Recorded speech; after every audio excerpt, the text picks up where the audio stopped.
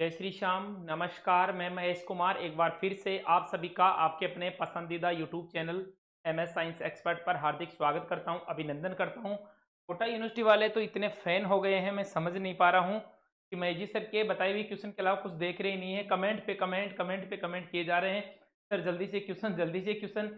एक संडे मिलता है थोड़ा सा आराम करने का, लेकिन वो भी आप नहीं करने देते। कोई बात नहीं, आपका यही जो प्यार स्नेह जो है चैनल के प्रति, वही हमें अपनी सफलता की ओर लेकर जाता है। ठीक है, और क्वेश्चन सारे इंपॉर्टेंट ही हैं, इंपॉर्टेंट ही हम बताते हैं और उम्मीद करते हैं कि ज़्यादा से ज़्यादा क्वेश्चन आपको एग्जाम में देखने को मिले। आपको मुझ पर भरोसा है, मेरे को बाबा श्याम पर भरोसा है, और जिसके ऊपर उस नीली छतरी वाले का आशीर्वाद रहता है उसका कोई कुछ भी नहीं बिगाड़ सकता। ठीक है, अब हम बात करते हैं राजस्थान यूनिवर्सिटी का नाम आ जाता है क्योंकि उनके भी एग्जाम चल रहे हैं। शेखावाटी यूनिवर्सिटी, समझ, सॉरी सॉरी, शेखावाटी क्या, Kota university zoology BSc second semester important question.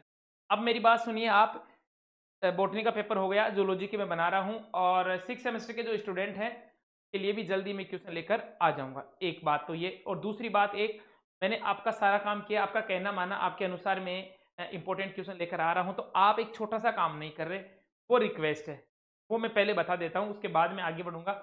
एक, जब आप क्लास देखते हो, वीडियो देखते हो, उस समय एक छोटा सा बटन, काफी बटन होते हैं, सब्सक्राइब आपने कर लिया, कोई बात नहीं, अच्छी बात है।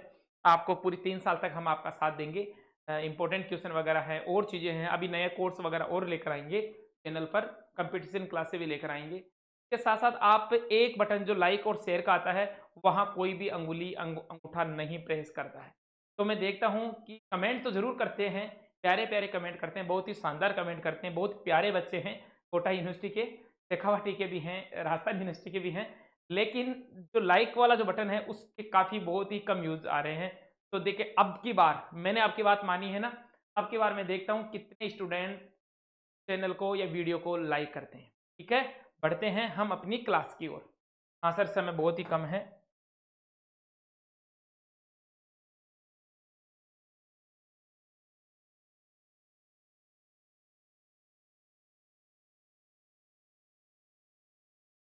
Kota university, Kota BSc second semester zoology. पहला प्रश्न क्या है, कोडेटा के सामान्य लक्षण बताइए। अब देखिए, मैं आपसे एक बात पूछ रहा हूँ, पूछ कह रहा हूँ, बता रहा हूँ, कोडेटा के लक्षण लिखते समय, कोडेटा के लक्षण लिखते समय इसके एग्जाम्पल भी लिखेंगे। सामान्य करेक्टर, वो 3 करेक्टर नहीं, नर कोड का पाया जाना, नोटो कोड का पाया जाना, वो नहीं, स्पेशल जो करेक्टर हैं कोडेट्स के, वो सारे करेक्टर आप उतारोगे एग्जाम्पल सही। इसके बाद में हेमिकोडेटा और सेफेलोकोडेटा के भी सामान्य लक्षण बताने हैं, और इनका वर्गीकरण भी, वर्गीकरण कहाँ तक, गण तक।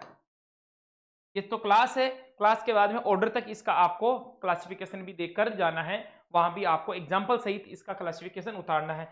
हर्डमेनिया और ब्रेंकियोस्टोमा, हार्डमेनिया और ब्रेंकियोस्टोमा, इनका अभी आप ये हेमिकोडेटा पढ़ोगे तो सीधी सीधी बात है, इनके लाइफ साइकिल के बारे में करेक्टर आई जाएंगे, इसके साथ इनका लाइफ साइकिल बताइए और इनका डायग्राम भी बनाइए। ठीक है, ये 3 क्वेश्चन बहुत है, 3 क्वेश्चन, यहाँ से आपको 2 क्वेश्चन एग्जाम में देखने को मिल जाएगा, या तो सिफिलोकोडेटा के पूछ लेगा या हेमिकोडेटा के पूछ लेगा। अब आप कोडेटा पढ़ रहे हो ना, आप कोडेटा पढ़ रहे हो, एक रिनेटा जब पढ़ोगे, कोडेटा से पहले हेमिकोडेटा, यूरोकोडेटा और सेफेलोकोडेटा, इन तीनों को देखे जाना, यूरोकोडेटा को पढ़ जाना बेटा, ठीक है ना। ये हीरोकोडेटा, हेमिकोडेटा और सेफेलोकोडेटा तीनों ही अपनी जगह इंपॉर्टेंट है, इनके सामान्य लक्षण। ओके, बढ़ते हैं दूसरी यूनिट की ओर। दूसरी यूनिट पीसी से संबंधित है, ओनली ऑन मछलियों से संबंधित है। यूनिट सेकंड तो यहाँ लिया थे। ओके, पेन बदलते हैं, कलर बदलते हैं, ये रखते हैं।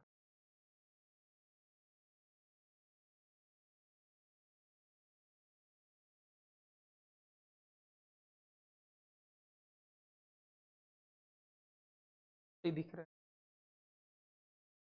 चलो अपन तो रेडी रख लेते। हाँ, ऑस्ट्रेकोडर्मी व प्लेकोडर्मी, ऑस्ट्रेकोडर्मी व प्लेकोडर्मी, 2 प्रकार की जो मछलियों का वर्ग है, सब क्लास है, उनमें आपको अंतर बताना है। ठीक है ना, तो मछलियों के कैरेक्टर जब आप पढ़ोगे, अब कई बार क्या होता है कि यहां से क्वेश्चन ना आए। अब देखो, बच्चे कमेंट करेंगे कि सर हो सकता है प्लेकोडर्मी और ऑस्ट्रेकोडर्मी मछलियां नहीं पूछे और केवल केवल पीसीज वर्ग के सामान्य लक्षण बताइए, तो आप प्लेकोडर्मी और ऑस्ट्रेकोडर्मी इन दोनों के करेक्टर लिखोगे ना तो ये दोनों पीसीज वर्ग में ही तो है ना।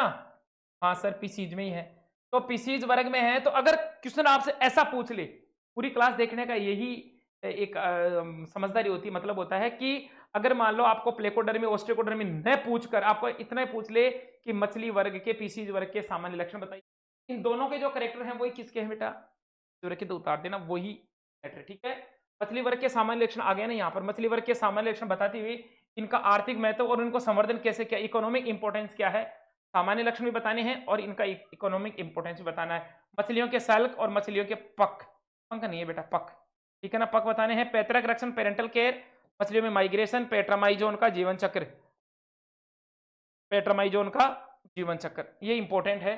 यहां से सवाल आएगा, यहां से सवाल आएगा, 101% सवाल आएगा यहां से, को तो रट के जाना है। मछलियों के सल्क, पख, पैतृक रक्षण, और एक सवाल नहीं दिया क्या, कोई बात नहीं, मैं यहां लिख देता हूं, इसके अलावा सहायक श्वसन अंग।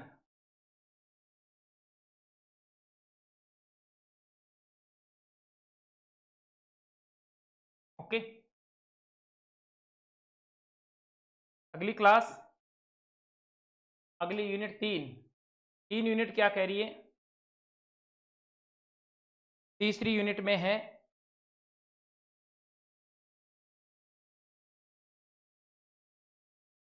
पहला एम्फीबिया के सामान्य लक्षण व पैतृक रक्षण, मतलब एम्फीबिया जो प्राणी है उसके जनरल कैरेक्टर भी बताने हैं और उनमें पेरेंटल केयर को भी समझाना है। इसके बाद में विषैले और विषहीन सर्प, विषैले और विषहीन सर्पों की पहचान कैसे करेंगे, सर्पों में दंसन, जो सर्प दंसन करता है, डंक जो मारता है, वो उसके मैकेनिज्म क्या है वो आपको बतानी है, दंसन की प्रक्रिया बतानी है।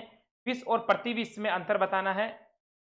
और इसके अलावा पादहीन उभयचर, मतलब लेग्स, ऐसे उभयचर जिनमें टांगे नहीं पाई जाती, पादहीन उभयचर एवं विलुप्त सरीसृप डायनासोर के संदर्भ में बताने, ऐसे सरीसृप जो अभी विलुप्त हो चुके, तो डायनासोर के संदर्भ में आपको टिप्पणी करनी है।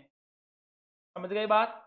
यूनिट संख्या 4, यूनिट संख्या 4 में क्या है, पक्षी वर्ग के सामान्य लक्षण बताते हुए, पक्षी वर्ग के सामान्य लक्षण बताते हुए उड़ान विहीन पक्षी, कुछ पक्षी ऐसे होते हैं जो उड़ नहीं पाते, उड़ान विहीन पक्षियों के बारे में बताइए। पक्षियों में उड़ान के प्रकार, कितने प्रकार की उड़ान होती है और कैसे उड़ते हैं, उसकी मैकेनिज्म को समझाना। टिप्पणी, उड़ेन अनुकूलन, परवसन, विलुप्त पक्षी, जो विलुप्त हो रहे हैं या हो चुके पक्षी हैं, और आर्कियोप्टेरिस के संदर्भ में आपको इसकी व्याख्या करनी है। यहां से सवाल आएगा, यहां से आपको एक सवाल देखने को मिलेगा, यहां से एक क्वेश्चन देखने को मिलेगा।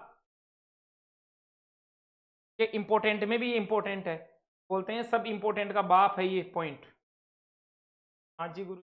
यूनिट संख्या 5 आ जाओ बेटा, ये देखिए यूनिट संख्या 5 में मोनोट्रिम्स, और कोई बात, मोनोट्रिम्स मार्सुपियल्स स्तनी, दोनों स्तनियों में अंतर बताने, मोनोट्रिम्स स्तनी और मार्सुपियल्स स्तनियों में अंतर बताने हैं।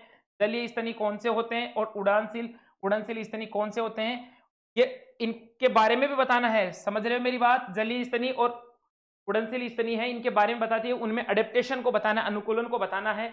स्तनियों में पर्षणीय अनुकूलन, विकिरणीय अनुकूलन भी कह सकते हैं, पर्षणीय अनुकूलन भी कह सकते हैं, उनको बताना है। और दंत विन्यास, यहाँ ये बहुत इंपॉर्टेंट, दंत विन्यास, पर्षणीय अनुकूलन और उड़नशील, ये सारे के सारे इंपॉर्टेंट है। ये लिया है मैंने 1 2 3 4 पॉइंट लिए 5 यूनिट में से, यहाँ से आपको 2 सवाल देखने को मिल जाएंगे, ज्यादा नहीं है, समय बहुत कम है, इसलिए इतना पढ़ जाओगे ना, बहुत ज्यादा पेपर अच्छा सही हो जाएगा आपका, ठीक है ना।